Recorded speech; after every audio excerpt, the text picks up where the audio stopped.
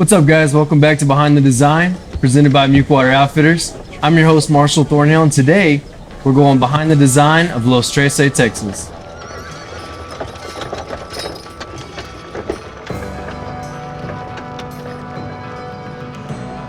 All right, guys, welcome back. Today I'm joined by longtime friend and mentor, Darrin and his wife, Jamie, are the proud owner of Los Trece, Texas. So let's go behind the design of Los Trece. Let's start with what is Los Trece? Los Trece started out as a field, and it was 13 acres that we had bought just because we needed the space. And then Jamie said that she wanted a barn that she could do some stuff in. And I said, all right, I'll build you a barn, but I'm going to do an old West town around it. So, and that's how it started. And it was a year and 8 months ago that the first post was set for this part right here. So we're sitting in the Saloon, which is basically the centerpiece of town. Mm-hmm. I was going to build an old West town. I didn't know what that meant, but at first it just meant I was going to build me a saloon in my backyard. Sure. And it's one thing led to another, and it's just gotten out of hand, really. So you don't just wake up one morning and say, I'm gonna build this Western town. What was the vision behind it, or was there a vision behind it? It is that it's a vision or a dream that, and I think it probably started when I was 10 years old. We were raised up with that, the old Westerns, Bonanza and Gunsmoke and all that kind of stuff. That embedded in my brain from when I was 10 years old. And so that was something that I think that would be really neat, So it was not a business venture, at all. At first it was, oh, cool, I'm gonna have a saloon in my backyard, So how were you able to take that dream or the hobby to turning it into a business venture, a revenue generating operation for you? I think a lot of the times, if you go into it starting a business, you'll fail. But organically, you do something because you want to and you like it, and it brings you pleasure to work on it. Then I think that's probably the most successful part of it, is because I never had a reason or a goal or a destination, for what this was. It was just something I enjoyed doing every day, and that's the reason it grew so big so fast. And then when we started posting pictures on social media, then people wanted to see it. And what are you going to do with it? What are you going to do with it? And I'm like, I don't know that we'll do anything with it. But eventually, I think the people will tell us what it is, and I think that's what's happened, because it's almost booked every weekend throughout the rest of the year. So it is a rentable venue. Mm-hmm. People can reach out to you on social media or something. Social media mainly, yeah. I've known you most of my life, and this sort of seems like a pattern. You jump onto something that's very unconventional, and you make it something that is sustainable and profitable. How do you have the bravery, the gumption to just go after something like that? That's not. It's a very unconventional way of making a living. That's a good question, because I've done a little bit of the 9-to-5, but my hobbies, I always tinkered with stuff. I just kind of did my own thing always, and my hobbies were that way. And I think at a certain point, and we talked about this earlier, is I try to stay away from goals. I try not to have a destination. I try not to have those things, because those things will keep you from seeing the things that no one else is seeing. And so I think it's more important to me to not have a goal or a destination in mind for whatever I'm doing. Just I wake up one day and I'm inspired to do something, and I chase that. I chase that and try to stay away from the other stuff, because everybody else is doing that. If there's one thing you've got to be prepared for, it's to get off the road. I don't have a lot of goals, because everything I think about, I do them right then, or I try to do, when I'm inspired to do it. So that's awesome. If you were to tell somebody that has an idea or has something cool, but they're a little bit scared to get out of the boat and try it, what would be your advice to them? Fear has killed more dreams than failure, I love that. That's awesome. Fear, just because you won't do it. Your brain will take over, and you won't do it because of fear. The only successful people in this world, the only people that make it to the history books. Didn't give a crap about what their neighbors thought.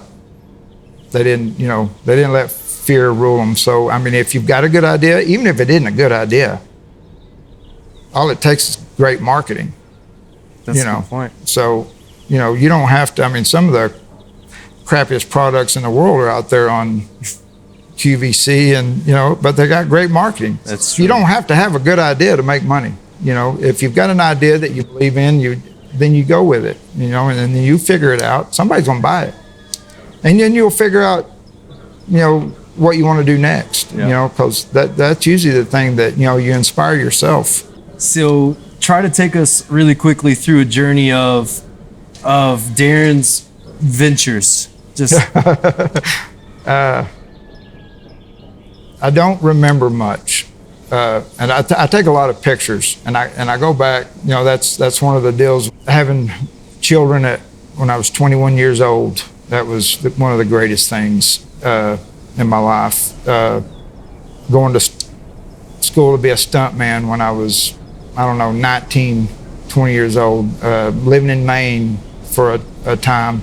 I was one of two single foster dads in the state of Texas when I was 30 years old. Wow. And had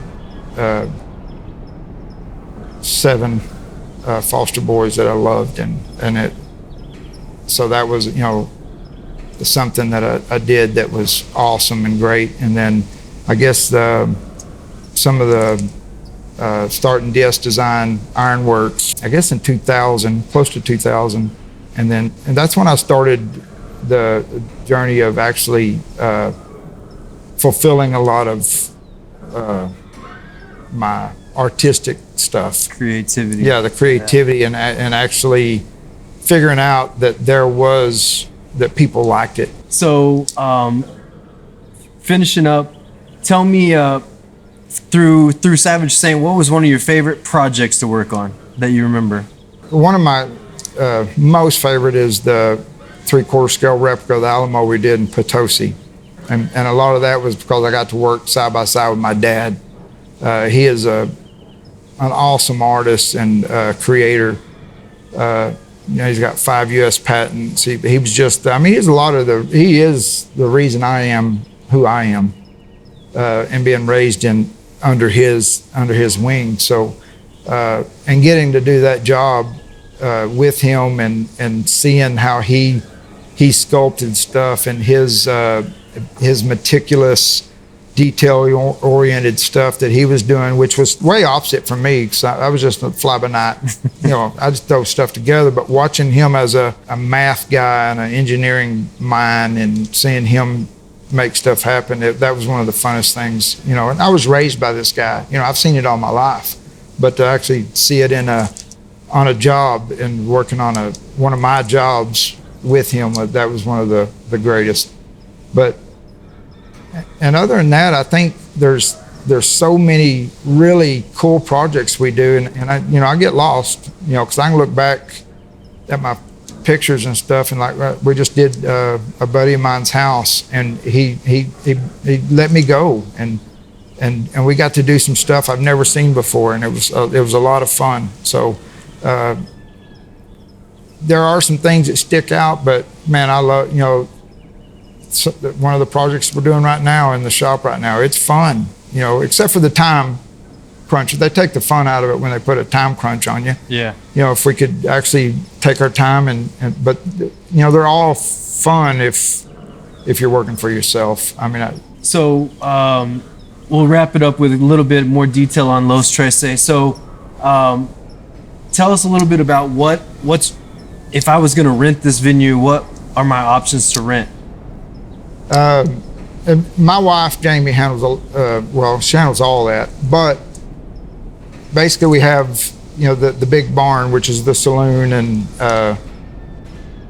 the barn area, and then the stage. But then there's also like a town hall, and there's a pool, and there's several rooms that come with it. There's a pool house. There's all kind of games and stuff. It's really set up for family reunions. It's really set up for birthday parties and stuff. But Jamie handles every bit of that stuff. She takes care of everything Los Trece, and she's really good at it. And you know, she's right there next to me. Yeah, on everything I do. Today, she's awesome. Today in the shop, we've got a Friday deadline, and she's out there sanding and painting, and yeah, sculpting and having lunch ready. We'll get ready for lunch, and then she's right back out there. So she's awesome. And you know, that's a lot of it. You know, that's a lot of it. If you've got somebody that's constantly, this is kind of personal, but if you got somebody constantly nipping at your heels, you know, it'll take it away out of you. But she's never, you know, when I'd wake up in the morning and say, oh, you know what we ought to do? This, I go, ooh, you know, she gets as excited as I do. You know, oh, I dare you. You know, so, you know, that's the kind of stuff, because she don't ever try to snuff out my stuff. She's always, I dare you. That's go. Awesome. I'll be right here.